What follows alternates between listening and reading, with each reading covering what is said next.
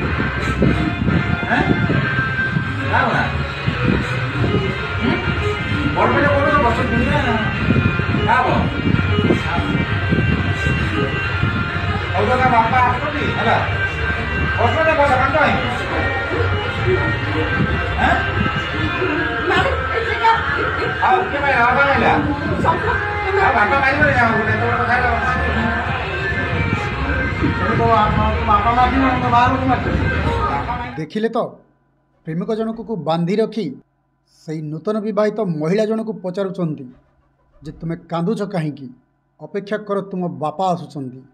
किंतु प्रेमिका जनक कांदी कांदी कहउचंती मु तांको भल पाउथिली, मु तांको बाहा हबाकू चाहे, मु तांकरी पाखरे रहिबाकू चाहे।